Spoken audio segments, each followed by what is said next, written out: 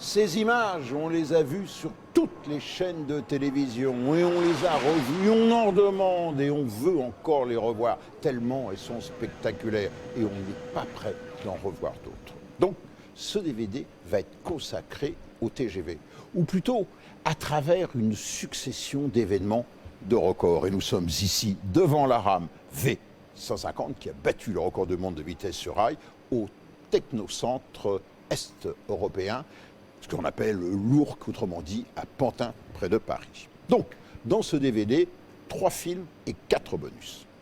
Premier film, TGV 100, autrement dit 100 mètres par seconde, 360 km par heure. En fait, on avait fait 380 km par heure en 1981 sur la première ligne TGV Sud-Est. Deuxième film, 515 km par heure, le deuxième record du monde. Enfin, troisième film, l'opération Sardine. Sardine, c'est celle qui bouche le port de Marseille, ou plutôt Calais-Marseille, 1000 km en TGV, un autre record du monde. 4 bonus. Premier bonus, le matériel. Eh oui, à tout seigneur, tout honneur, la rame V150 que vous voyez ici derrière moi, celle qui a battu le record du monde. Vous la verrez ici, en avant-première, et présentée par, je vais dire un peu, son père, il n'aime pas les dominations, mais c'est François Lacotte. Deuxième bonus, comment ça marche? Eh oui, comment résout-on les problèmes? Comment maîtrise-t-on la grande vitesse sur rail? Eh bien, c'est Jean-Marie Messler, l'un des pères du premier TGV, qui nous l'explique. Ensuite, troisième bonus, des idées d'avance. Eh oui, dans le TGV, il y a eu beaucoup d'idées d'avance et l'une de ses premières idées, ça a été TGV 001, autrement dit l'idée d'utiliser la turbine à gaz. Eh oui, la turbine à gaz à bord du TGV. Pourquoi? Eh bien parce qu'on avait de la puissance pour le minimum de poids.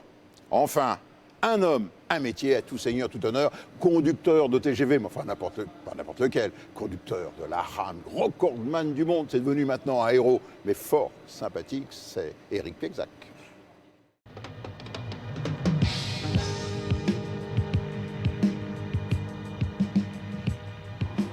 TGV appelle opérateur essai.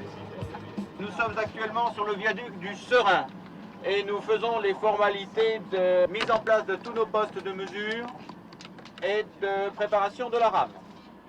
TGV appelle la sous-station de Sarry. Vous mettez la tension à 29 kV s'il vous plaît. Merci. Chef d'essai à cabine de conduite. Cabine avant, écoute. Indication pour la marche.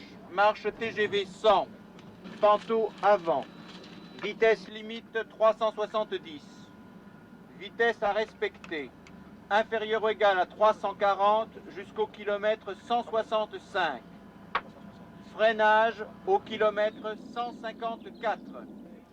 Le passage de vitesse record doit avoir lieu à peu près dans un quart d'heure, donc vous avez le choix entre rester sur le pont ou bien vous rapprocher. Alors j'attends l'autorisation de départ. Vous l'avez. Départ. Alors départ.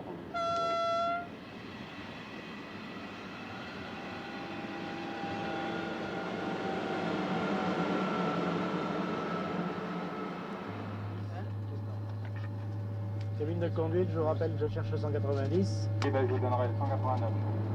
Merci.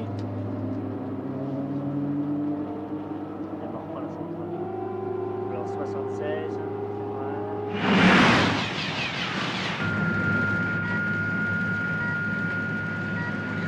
Ici la porte là. À peu près. 296 un petit peu.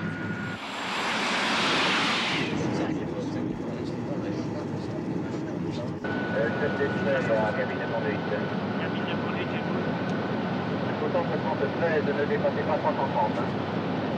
Veuillez retirer dessus.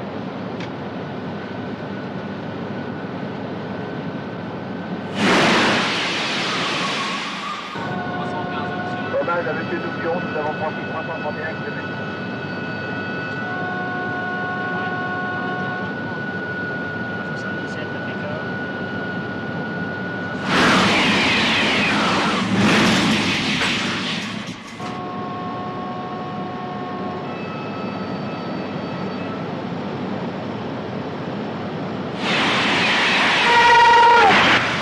TGV opérateur essai. Nous avons atteint 372 km/h. 373, 14, 15, 16, 17, 18, Traction coupée. 19, 80, Attention. 154, 380 km/h. 155, encore 1 km. Encore 1 km. Attention. Ça va amorcer le freinage. Et nous avons atteint 380 km/h sur la rame.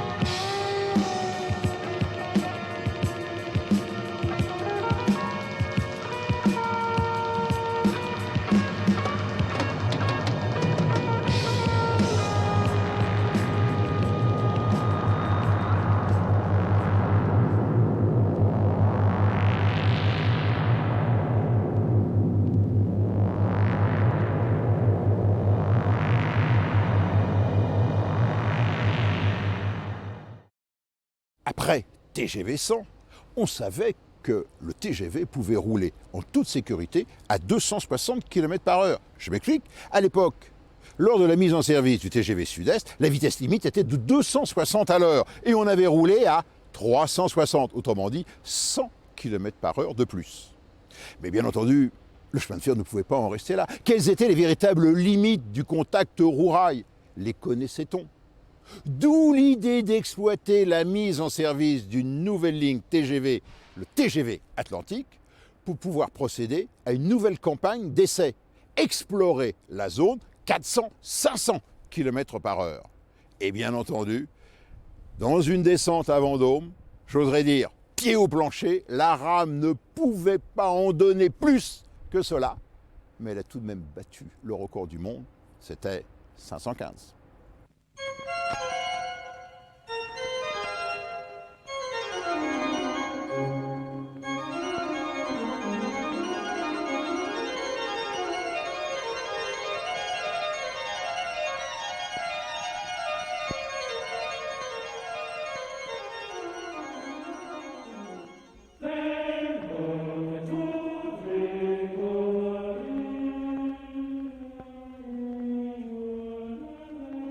Objet, machine, la forme est un appel, un désir.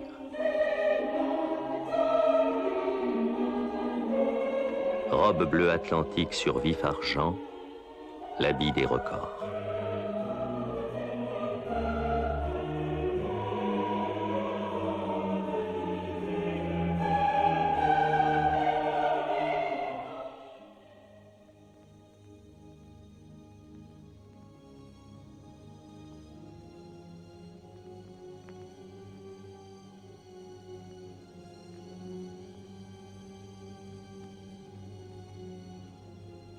Rien n'est laissé au hasard, ni l'éclat du soleil d'hiver, ni le froid du matin.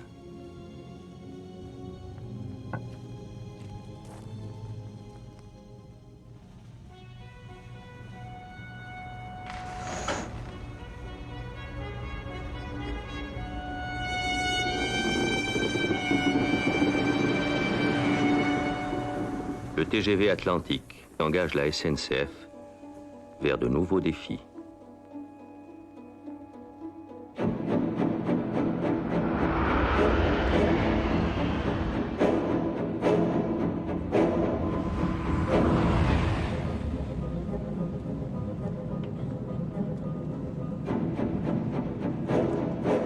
300 km/h en vitesse de croisière,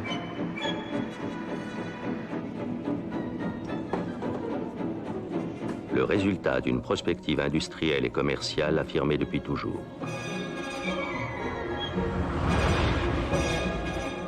La maîtrise incontestée des grandes vitesses.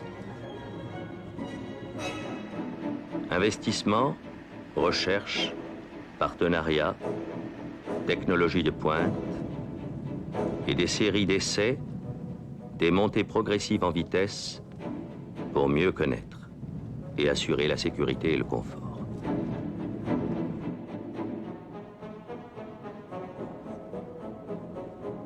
Aujourd'hui, 300 km/h. Et demain.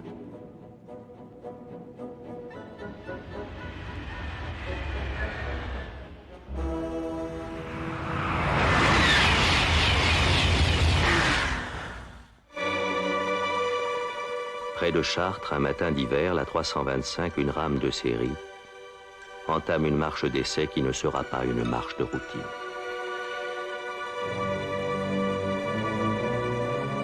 Dirigeant de ces rames 325, je suis en mesure de vous donner l'autorisation de circuler sur la branche Aquitaine.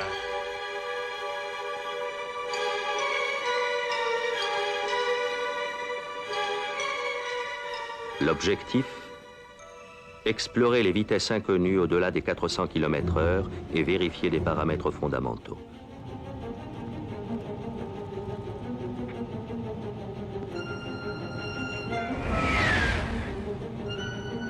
Contact rail-roue, comportement des bogies, signalisation embarquée, contact pantographe caténaire, confort à très haute vitesse.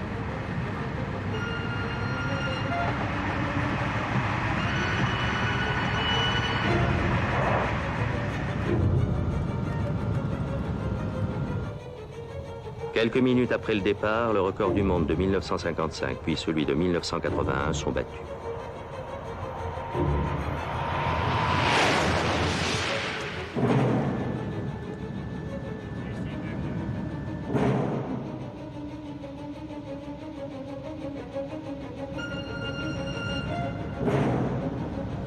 À nous la rame arrive.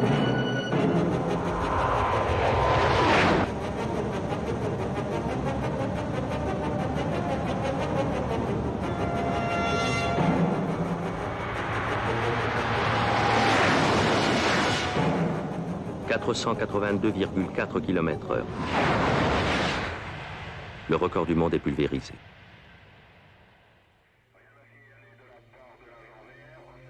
À l'analyse de la victoire, aucune limite critique n'a été atteinte. L'exploit reste à venir.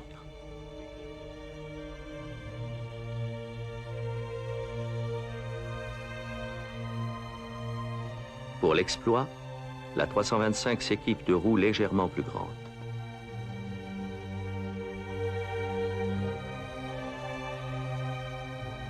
Sur le site du parcours, la caténaire est retendue. 29 500 volts qu'il faut capter sur 50 km sans défaillance.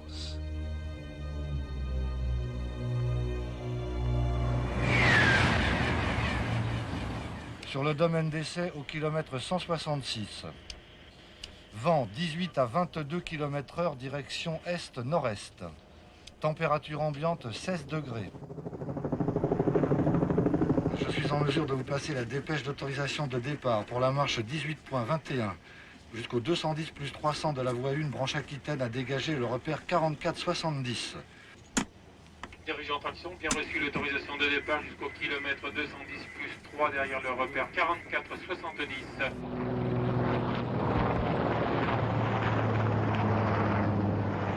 Pouvons nous mettre en mouvement. Départ en ligne. Alors nous roulons.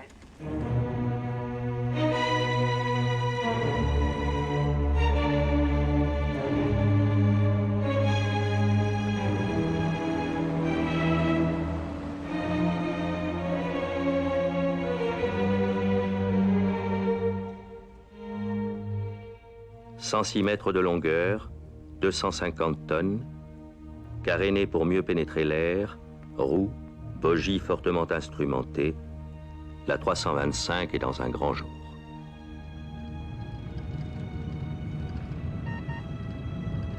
« 40 techniciens sont à bord, dans un véritable laboratoire de recherche roulant.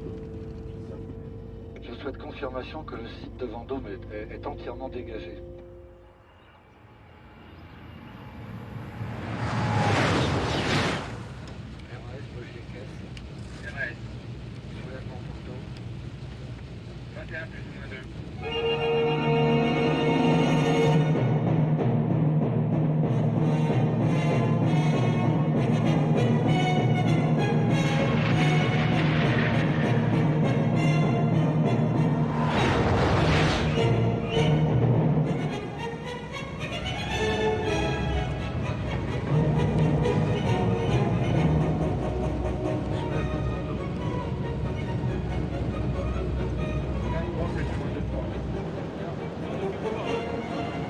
Franchissement de la gare de Vendôme, vitesse 495-17.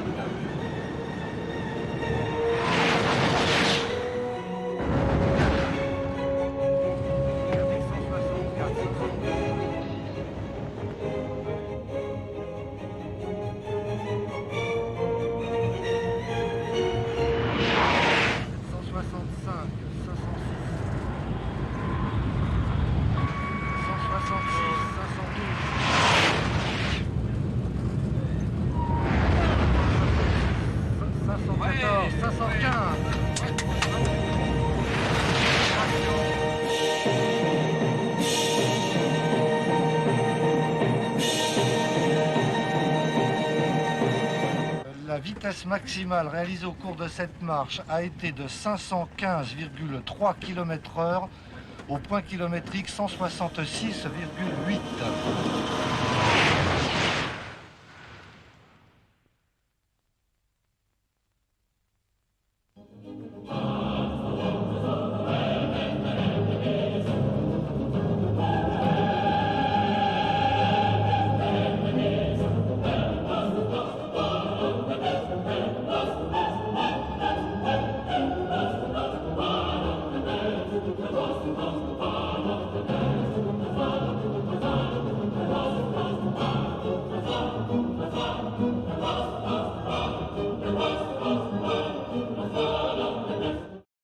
Maintenant, on en était sûr, le TGV pouvait rouler sans problème aux alentours de 500 km/h.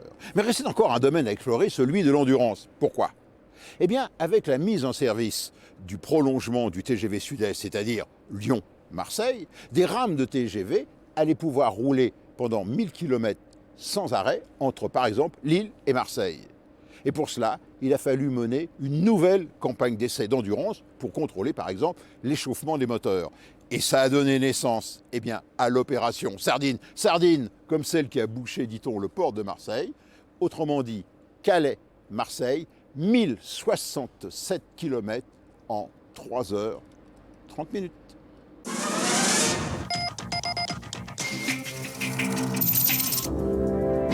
Madame, Monsieur, bonsoir. Dans l'actualité de ce samedi, le record de vitesse battu cet après-midi par la SNCF. Départ Calais, arrivée Marseille. Le TGV a roulé une vitesse moyenne de 306,36 km/h. Tout de suite, place à la performance tout juste accomplie par ce TGV.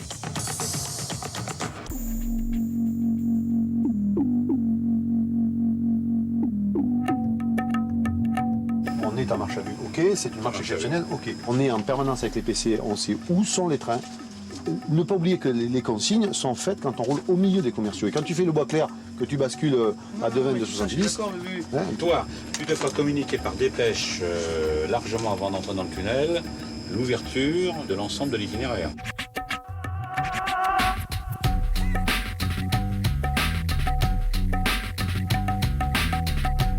Faut pas oublier de faire le plan de vue. Ce que je ne veux pas, c'est qu'on le traite dans l'urgence si jamais il se passe quelque chose. Il y a toujours un truc qui va se passer dans l'urgence. Ah. Bon.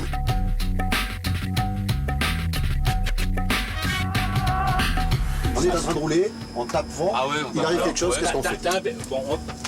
On roule normalement, on est à 300, 330, 350, on a un BM qui s'isole.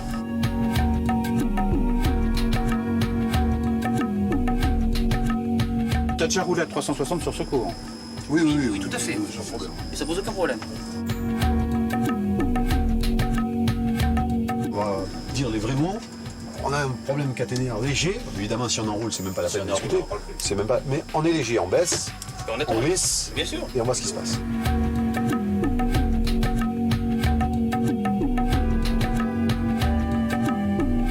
On prend une biche sur LN3. Bon, ce que je vous propose, s'il n'y a rien qui frotte, si on n'entend rien qui frotte, on continue. On n'en a rien à faire d'arriver avec du sang sur le nez. Non. Ah non, qu'est-ce que tu veux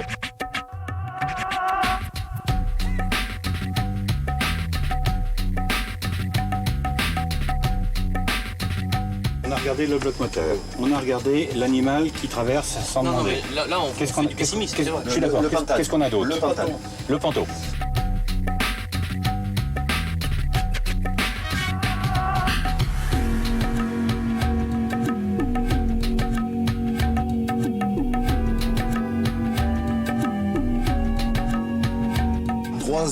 Non, 308. Non, faut voir. Tu me racontes. Tiens, Michel, mettez ça dans les trolleys. Écoutez-moi, et après, quand on arrive, c'est des fougasses. Ils sont là-bas. Des cartons, là. Avec du pastis ou du rosé de Provence.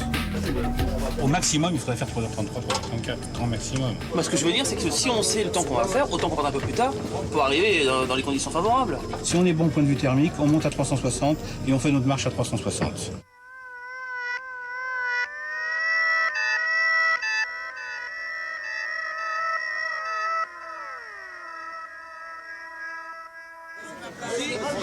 Attendez, ceux qui sont montés, les gens vont reculer. Reculez.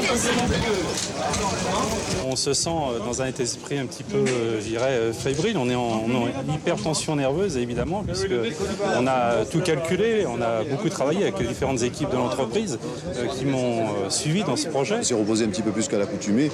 Et puis le stress, il est un peu plus important parce que la journée, c'est vrai qu'un record, c'est un peu plus important, mais ne pas oublier que c'est notre travail de tous les jours. On espère pouvoir homologuer un record, je pense, à l'arrivée à Marseille. Deux records. Mais ça va bien se passer. Ce soir, la bouillabaisse sur la canebière. Ça devrait, je pense, effectivement, on devrait être les pieds sous la table avec la bouillabaisse. C'est peut-être une sardine, je sais pas. La sardine la plus rapide sera cet après-midi, puis je vous donne rendez-vous à Marseille. On verra à quelle heure on sera arrivé. C'est du côté de la Méditerranée. En voiture, attention des bosses. Voilà, allez.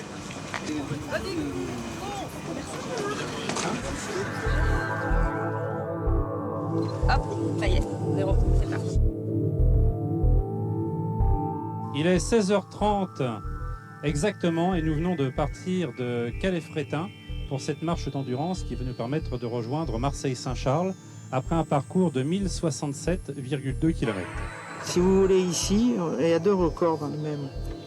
Il y a Calais-Marseille, 1067,2 km et départ lancé, on prend au PK0 ici jusqu'à Aiguille où là on fait 1000 km. Top départ 16h38 55 PK0.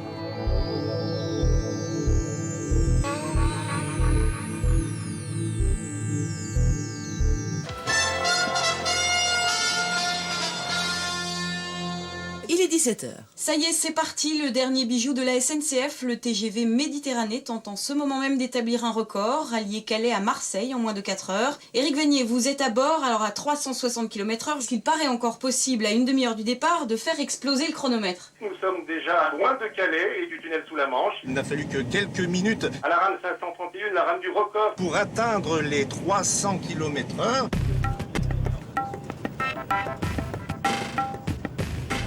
À l'heure actuelle, tous les paramètres sont satisfaisants, oui. Tout se passe très bien. La rame se comporte tout à fait très bien, il n'y a aucun souci nulle part. Rendez-vous à Marseille avec un très bon temps, je l'espère.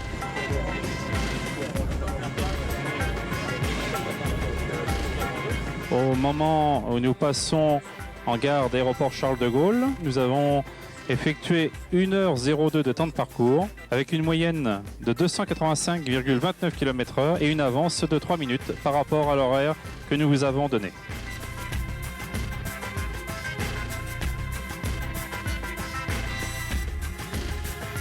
Si on a battu le record du monde des 300, je veux dire, c'est clair qu'on sera fixé avant 20h.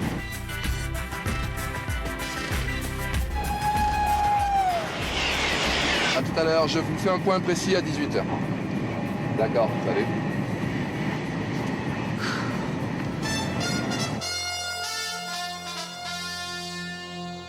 RTL 18h.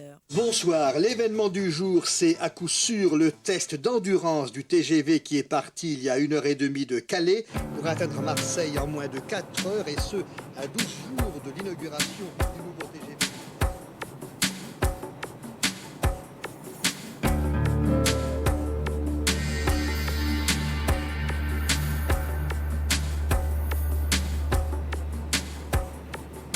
C'est très intense, oui. Au niveau de la conduite, c'est des émotions assez fortes. Et c'est vraiment un plaisir, un grand plaisir que de pouvoir assurer une partie du parcours sur le Nord. Disons que ça va me marquer dans ma fin de carrière, oui, effectivement. Oui.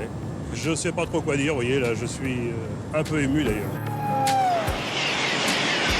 Nous arrivons pratiquement au milieu de ce parcours, 533,6 très exactement, et nous avons une moyenne à l'heure actuelle qui est de 299,21 km/h.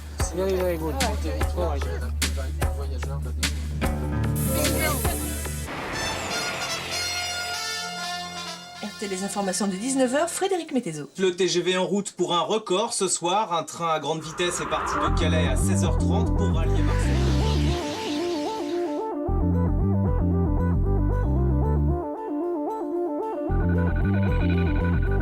Nous sommes à 366,6 km/h, à la petit record que nous avons battu ici. Petite fougasse. La fougasse. La fougasse.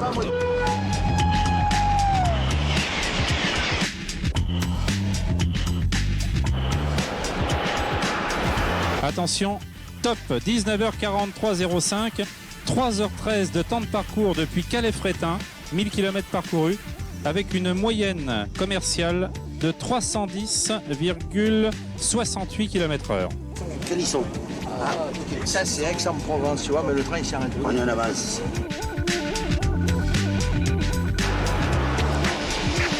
Attention, 1033,6. Voilà, nous sommes passés à 19h48 et 56 secondes. Nous avons fait 1000 km, donc départ lancé en 3h09 de temps de parcours, à la vitesse commerciale de 317,46 km/h.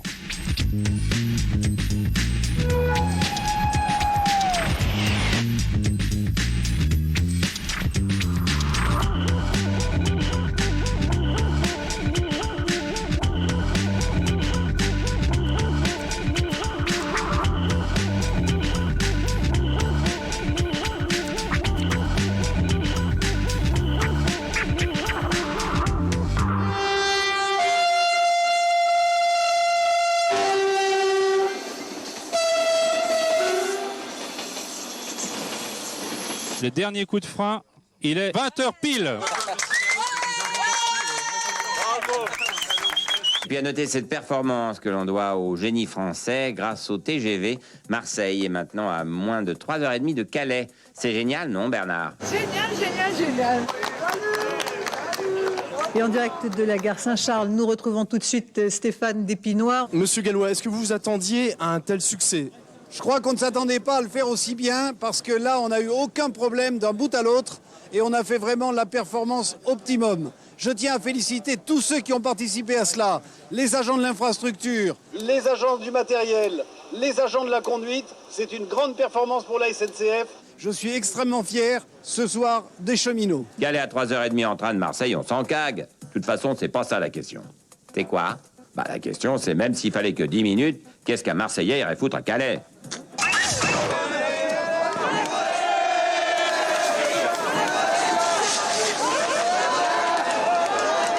C'est un grand soulagement pour moi parce que ça fait quelques jours quand même que je ne dormais plus.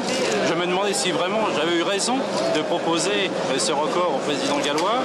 J'avais peur évidemment de l'échec, mais il y a toujours un risque, le président l'avait dit. Là, on a réussi au-delà de nos espérances.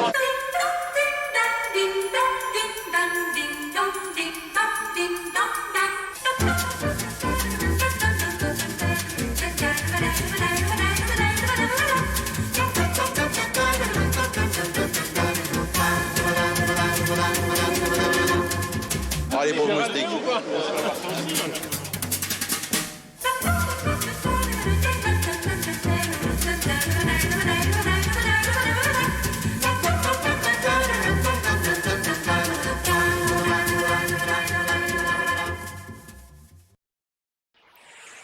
C'était il y a 17 ans, le 18 mai 1990. Le TGV venait de pulvériser le record du monde de vitesse sur rail avec 515,3 km/h. Mais ce jour-là, on avait atteint une limite. Vraiment poussé aux limites. Je parle en termes de puissance, et c'est vrai que ce qui nous a limité à l'époque pour le 515 km/h, c'était la puissance du train. De fait, si on voulait aller plus vite, si on voulait explorer la zone 500-550 km/h, il fallait plus de puissance et améliorer la captation du courant. C'est ainsi qu'est né le projet V150 pour 150 mètres par seconde, soit 540 km/h. La recette a été la suivante. Vous prenez une rame de TGV-S de série, vous ne conservez à chaque extrémité que les deux motrices, mais survitaminées, et vous placez entre elles 3 voitures duplex, bilan 20 000 chevaux. Mais cela ne suffit pas. D'où l'idée de transformer la voiture-bar en motrice, en motorisant les 2 bogies, gain 5 000 chevaux. Et voilà comment on obtient 25 000 chevaux, soit le double de la puissance d'un TGV normal avec une rame allégée. Pour respecter les vitesses limites de rotation des moteurs, on l'a juché sur des roues de plus grand diamètre. Côté aérodynamique, des essais en soufflerie ont montré qu'il fallait revoir le carénage avec un nez arrondi et un bas-volet dans le prolongement du capot.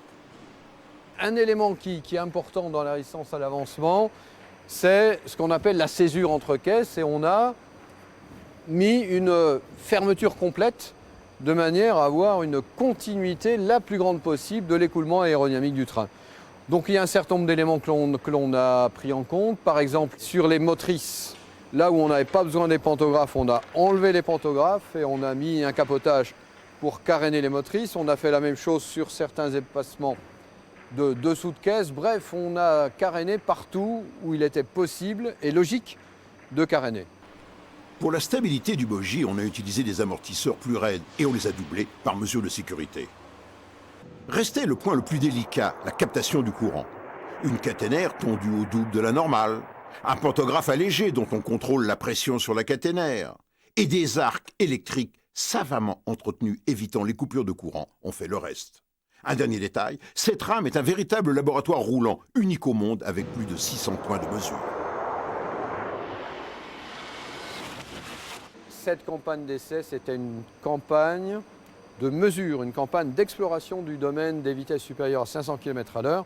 Et donc, tout le train est instrumenté. On peut par exemple aller voir au niveau des essieux, mais ce qui est important, c'est que l'ensemble des parties mécaniques et des parties électriques du train font l'objet de capteurs et que l'ensemble, on a en gros 350 éléments de mesure. Tout ceci ramené dans le centre nerveux du train qui permet de, par exemple ici, ça ce sont, enfin quand on voit l'ensemble des connecteurs ici, ça c'est le collecteur tournant qui permet d'aller rechercher les mesures que l'on prend sur des jauges de contrainte qui sont fixées sur la roue. Et donc ça, c'est le dispositif en bout d'essieu qui permet de récupérer toute la mesure. Et ça, par exemple, vous avez un paquet de capteurs qui va ensuite remonter l'ensemble des mesures dans l'ordinateur central qui est dans la voiture laboratoire. La technique de la mesure et surtout la technique du traitement de la mesure a fait des progrès fantastiques. Et on a pu, par exemple, dans la salle du laboratoire, avoir des écrans qui visualisent les paramètres essentiels et qui permettent en temps réel de faire des calculs, des mesures permettant d'envoyer des alertes. Et on a par exemple programmé plusieurs niveaux de couleurs. Quand c'est vert, tout est bon. À partir de certains seuils prédéterminés à l'avance, c'est orange, attention, rouge, etc. Donc ça représente des progrès fantastiques. Dernier point, est-ce que François Lacôte est fier de son bébé? Toute l'équipe est fière de ce train. C'est pas François Lacôte, c'est toute l'équipe qui est très fière. Et ce qui est passionnant, c'est qu'on a une équipe qui réunit ce qu'on peut appeler les meilleurs des différentes entreprises. Je rappelle, c'est une campagne d'essai qui est faite par Réseau Ferré de France, Alstom et la SNCF. Et on retrouve vraiment le pack France. L'un de ceux à qui on doit la réussite du TGV, c'est Jean-Marie Messler.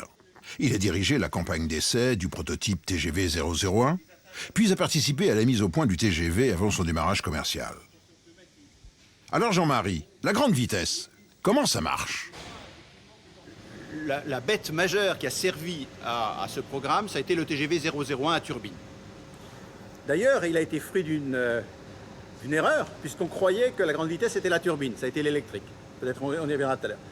Le 001, il a servi à tester pour l'essentiel le bogie. Quand il est sorti, en fin 68, si ma mémoire est bonne, On était tout content parce qu'il a roulé à 200, 210, 220, 230. Puis, patatrac, à 250, un beau jour, le bogie a commencé à serpenter, à se mettre en ce que nous disons en instabilité.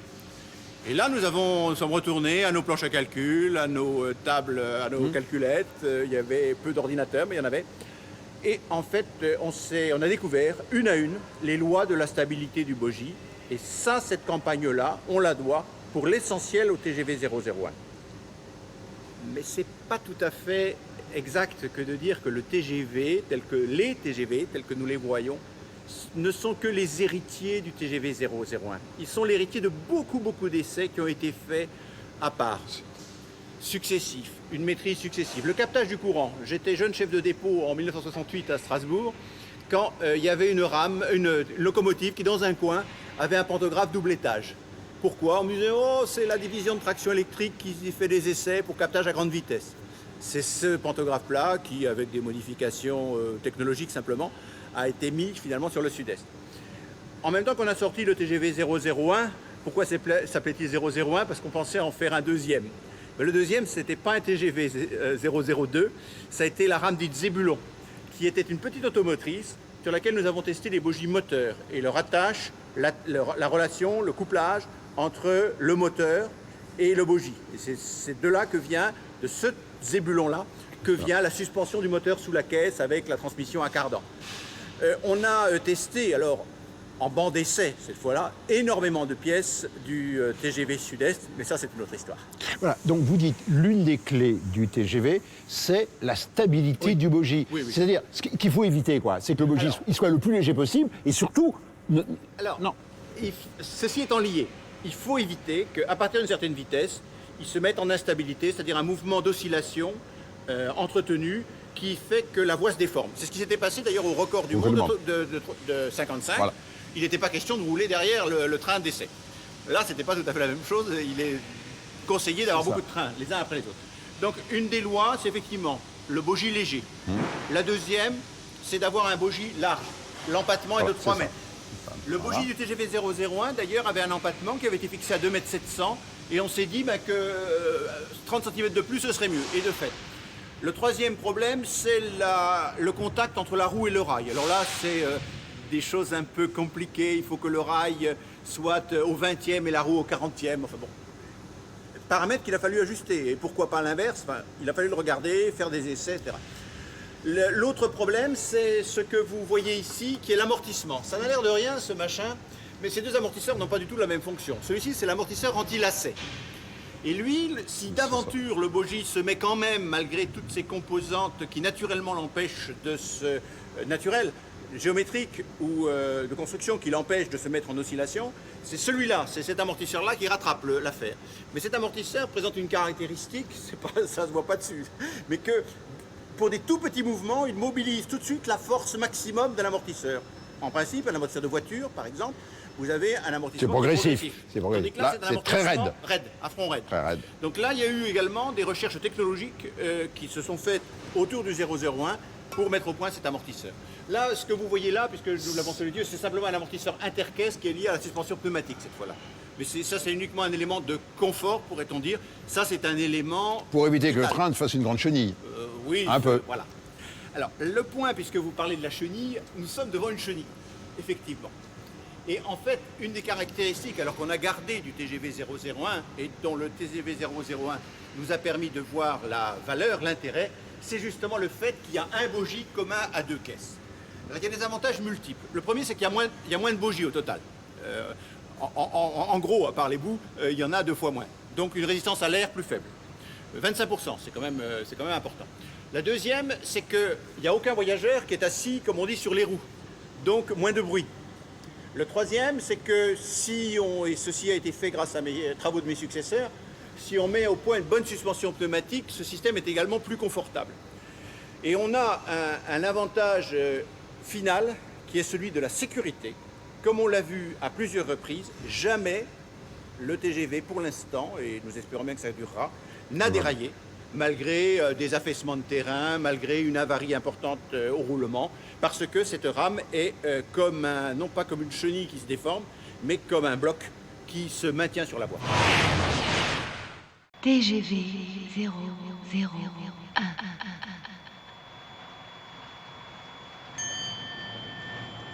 Rail.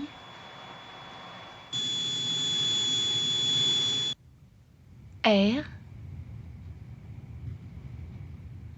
Un turbotrain.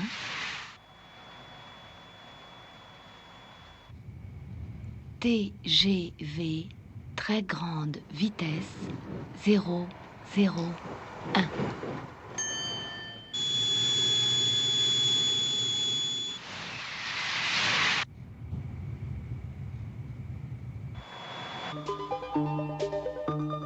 En aviation, 001, c'est toujours le nom de baptême du prototype. Mais ici, d'un prototype qui ne restera pas sans descendant puisqu'il préfigure les futures rames à grande vitesse de la SNCF.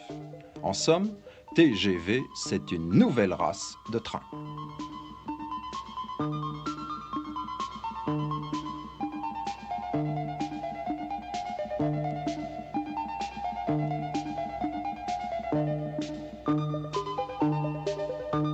Il est appelé à rouler à la vitesse sous les avions d'école, c'est dire tout le soin qui fut apporté à l'étude de son profil aérodynamique. Tout, absolument tout a été conçu sous le signe de la vitesse. Comme pour les avions, on a eu recours à une maquette placée dans la soufflerie de l'Onera. Fait significatif, avant que la rame ne soit construite, on connaissait déjà sa résistance à l'avancement.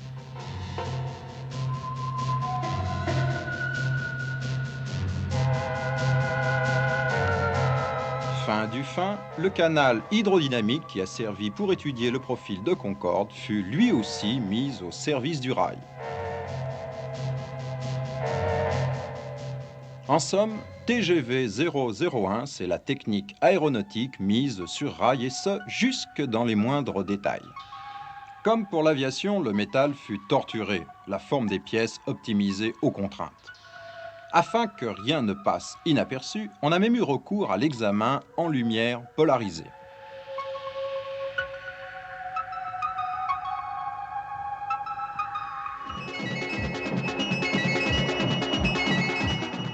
Mais rouler vite ne suffit pas, encore faut-il pouvoir s'arrêter. Ainsi, il y a autant d'énergie accumulée dans une rame lancée à 300 km/h que dans cet énorme volant en rotation. Grâce à ce banc d'essai, on a ainsi pu mettre au point l'un des 4 systèmes de freinage, dont celui-ci à courant de Foucault. Ces freins entreront en action sur ordre d'un petit calculateur en fonction de la vitesse atteinte et du freinage désiré. Les boîtes d'essieu furent également testées.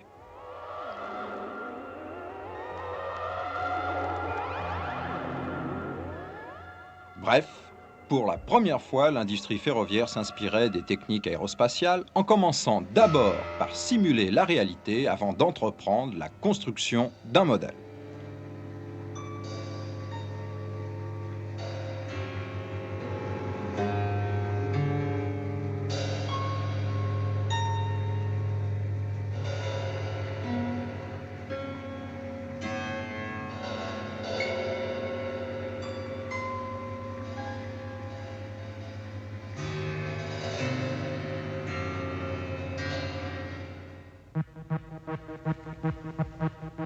La cellule, comme on dit en aéronautique, n'échappa pas à la règle générale. Ici, une caisse est brutalisée, fatiguée artificiellement. Elle doit avouer la moindre faiblesse, le moindre vice. Tout est détecté, contrôlé, jaugé, et s'il le faut, on retouche de façon à atteindre la perfection, à gommer le moindre défaut. L'impossible devient possible.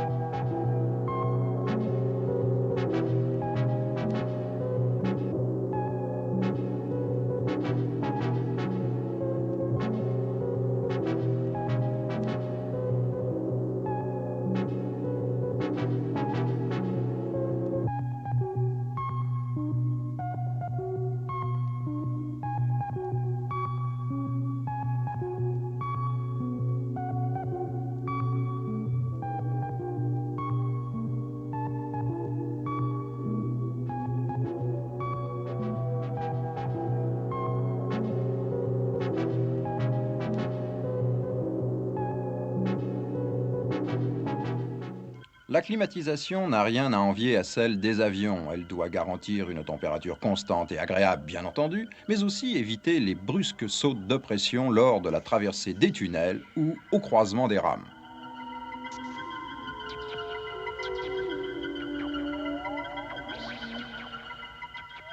Dernier raffinement, la diffusion d'air climatisé ne doit pas produire le moindre bruit qui puisse nuire au confort.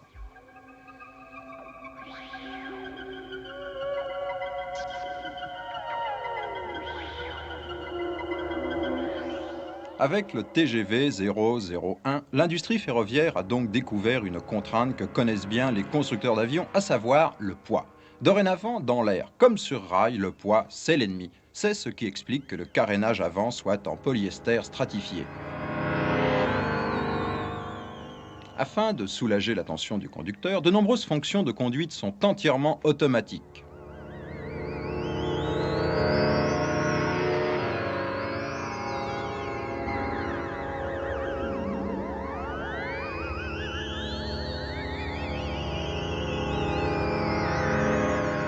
Véritable cauchemar de l'électricien, ce fouillis de fil électrique qui est le circuit nerveux du TGV.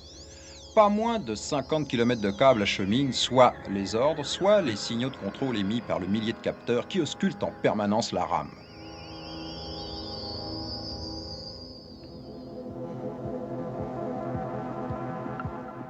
Autre gain de poids, les panneaux de cloison constitués d'une structure en nid d'abeille collée en sandwich entre deux feuilles d'aluminium.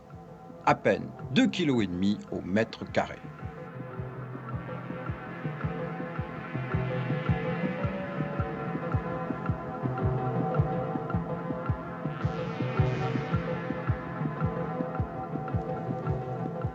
Ainsi, dans toute la mesure du possible, on a fait appel aux matières plastiques, comme pour les gaines de climatisation ou pour la construction des portes d'accès.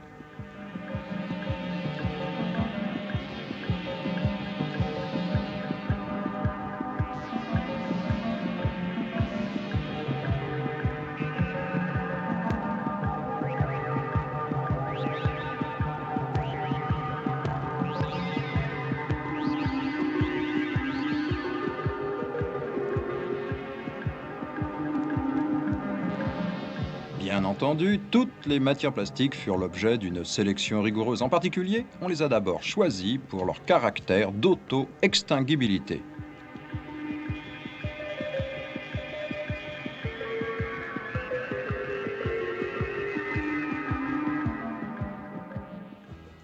Enfin, dernière originalité de la rame, ceci, l'anneau de liaison.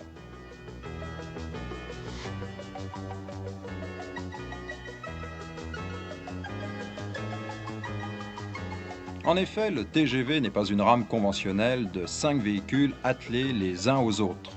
Ici, les voitures possèdent des bogies communs et cet anneau assure la liaison entre les caisses. Ce n'est donc plus la voiture qui repose sur le bogie, mais cet anneau par l'intermédiaire d'une suspension pneumatique. Dorénavant, aucun voyageur ne sera plus assis sur les roues. Autre avantage, le centre de gravité a pu être abaissé de 30 cm, ce qui améliore d'autant le coefficient de pénétration dans l'air et la stabilité. Du côté propulsion, on s'est aussi tourné vers la technique aéronautique en faisant appel à 4 turbines à gaz turboméca. Elles sont d'ailleurs identiques à celles qui équipent l'hélicoptère Super Frelon.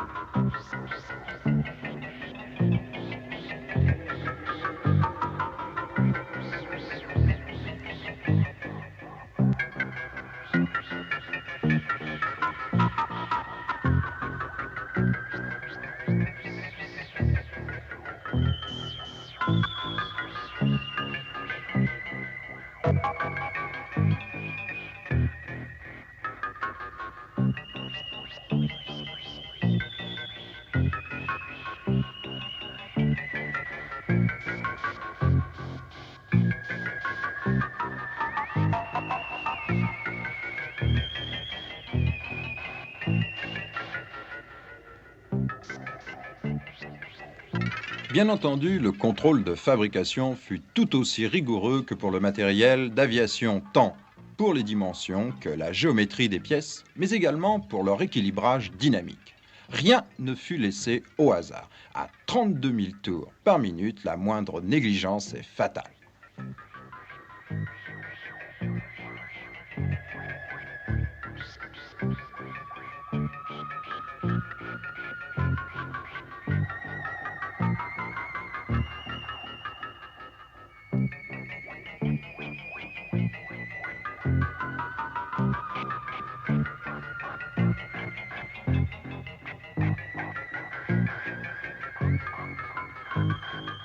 Mais là s'arrête la ressemblance avec l'aéronautique, car ici, les turbomoteurs sont réunis par deux à un réducteur commun et accouplés à un alternateur qui fournit l'énergie électrique au moteur de traction.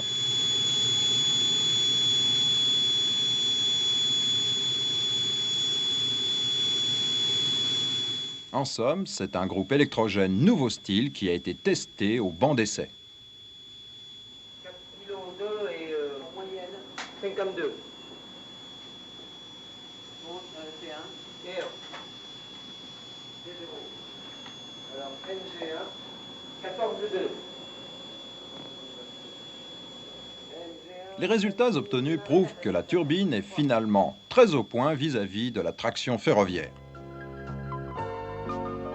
Deux groupes générateurs équipent le TGV. Ils sont disposés chacun à une extrémité de la rame, dans un compartiment parfaitement insonorisé, en particulier du côté des prises d'air et de l'échappement. Leur poids, 4500 kg, dont seulement 720 pour les turbines. Avouez que c'est un poids plume eu égard à la puissance totale installée de 5200 chevaux. À 300 km/h, seulement 5% de cette puissance sera absorbée par la résistance au roulement, le reste étant consacré à vaincre la résistance de l'air. En somme, le TGV apparaît comme étant, de tous les moyens de transport terrestre à grande vitesse, celui qui est le plus économe en énergie. 5 caisses pour 6 bogies, tous moteurs, c'est encore une innovation pour utiliser au mieux la puissance.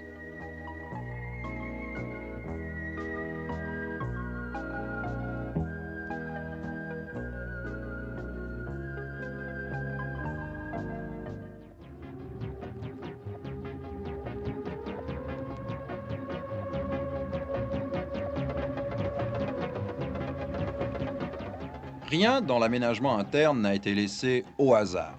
Tout a été étudié pour le confort du passager. Les sièges, la décoration, l'éclairage, mais également une remarquable ambiance acoustique. Jugez plutôt. Dans une voiture automobile à 100 km/h, 75 décibels. Dans un avion à réaction en vol de croisière, 78 décibels. Et dans TGV à 300 km/h, 60 décibels.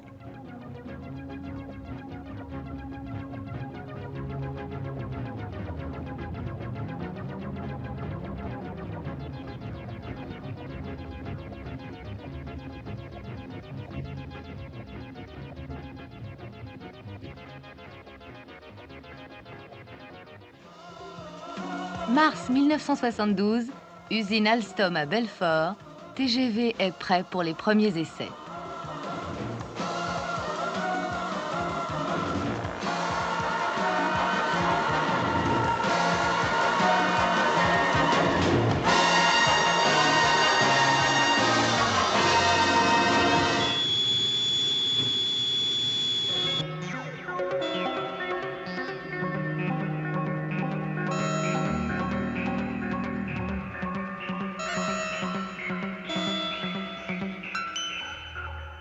Ce laboratoire roulant mesure toutes les caractéristiques se rapportant à la traction, la stabilité et la sécurité. Un programme d'essai d'au moins 100 000 km permettra à la SNCF de choisir les dispositions technologiques qui seront adoptées en série.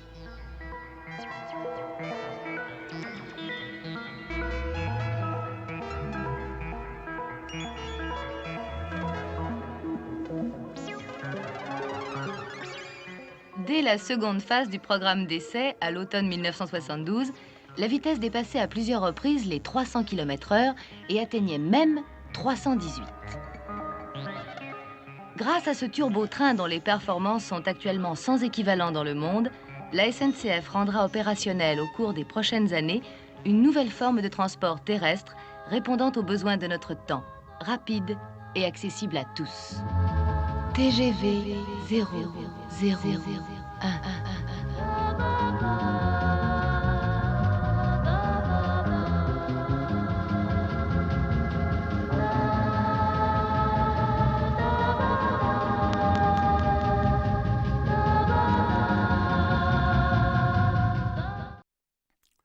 « 5 heures du matin, le long du canal de l'Ourcq à Pantin, près de Paris. Petite promenade matinale pour Éric et Patrick, les deux conducteurs électriciens qui vont rouler à plus de 500 à l'heure. Direction, le Technicentre. C'est Éric Piegzac qui a été choisi pour battre le record du monde de vitesse sur rail. La machine, la voici. Un concentré de puissance, vérifié toute la nuit par l'équipe de maintenance. Et là, vous lui dites, toute confiance, il peut partir. Pas les yeux fermés parce qu'il faut qu'il les ouvre un petit peu. Ici, dans cet atelier, règne la même ambiance que sur un circuit de Formule 1 avant le départ, avec un Éric aussi calme qu'un Schumacher. Ce qui frappe chez ce Lorrain de 46 ans, c'est son étonnante faculté à se concentrer. Dans les 3 minutes avant, pour ne pas avoir trop de pression, j'essaye de faire un vide, pour que lorsque le top départ est parti, pouvoir faire cette marche-là absolument concentrée. Mais comment peut-on rouler aussi facilement à plus de 500 km/h? Les 5-6 premières marches, j'avais quand même un petit peu de mal à me concentrer sur le profil ou quoi, puisque le paysage, les points kilométriques arrivaient vraiment très très vite. Pour aller vite, ça a été très vite. 6 secondes pour parcourir 1 kilomètre. Le paysage, on l'a vu un petit peu plus vite que ce qu'on a fait jusqu'à présent à l'entraînement. Et ma foi, oui, on l'a quand même surveillé pour respecter le polygone de vitesse qu'on avait prévu par les ingénieurs. Et tout s'est bien passé. Vous êtes une superstar aujourd'hui? Moi, je ne suis pas une superstar, je suis un conducteur. Il y a presque 10 000 conducteurs qui voudraient être à ma place. Et ça me fait très plaisir. C'est un sentiment mélangé d'honneur et de fierté de pouvoir afficher un tel score de 574,8. Ça me plaît bien. Vous êtes soulagé? Oui, effectivement, je suis soulagé. J'avais pas trop bien dormi cette nuit quand même. Il y avait un petit peu de pression, je pense que c'est la coupe et tout ça. Mais voilà, tout s'est bien passé. Une superbe marche. La météo était avec nous, mais je suis content.